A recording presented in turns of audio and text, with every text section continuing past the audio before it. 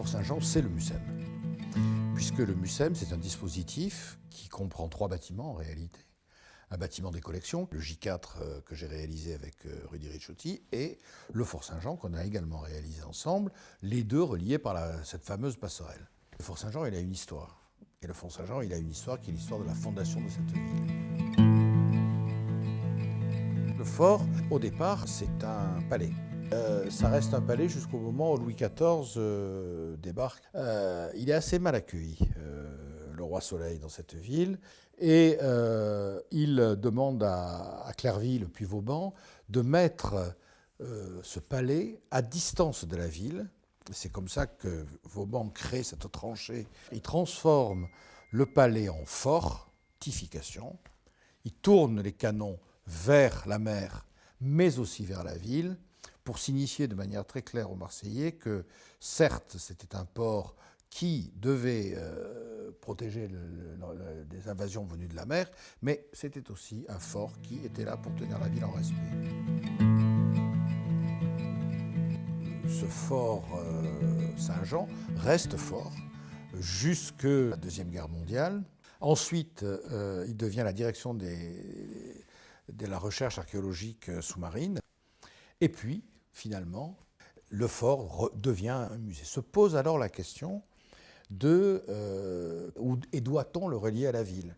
Et là, j'ai beaucoup milité pour qu'il y ait un lien retrouvé entre la ville et le fort, ce qui est devenu le musée. Et c'est ce qui explique la présence de cette deuxième passerelle. Et c'est ce qui en fait le succès. Ça devient l'entrée. C'est-à-dire que le piéton, le touriste qui visite la ville arrive toujours par là. C'est un morceau d'urbanité. C'est un morceau d'urbanité formidable. C'est ce qui relie et ce qui réconcilie le passé et finalement le présent en attendant l'avenir.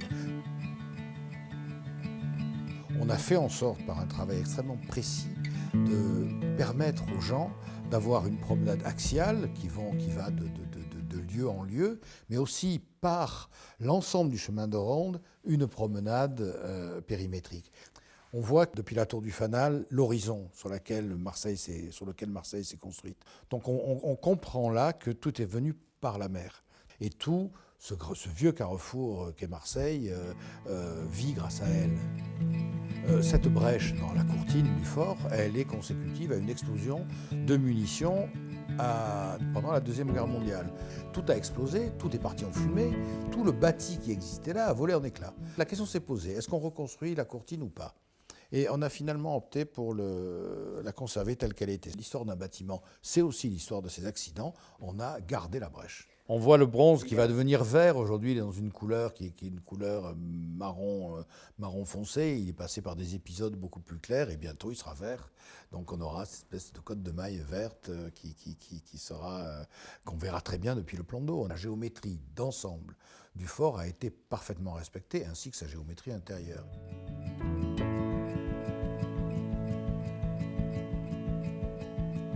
Il y a l'eau, le bâtiment J4 et le fort. Il ne faut jamais oublier la présence de l'eau.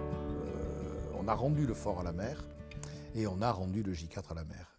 Le Fort Saint-Jean devait garder sa caractéristique, c'est un monument historique, devait garder sa caractéristique historique, ça devait être ce bâtiment que l'histoire nous a transmis, il fallait le respecter, le comprendre, ne pas le choséifier, ne pas l'anecdotiser, ne pas le ridiculiser. Il fallait que ça reste un fort. On a fait en sorte que ça reste un fort. On va dire que c'est la partie virile du dispositif.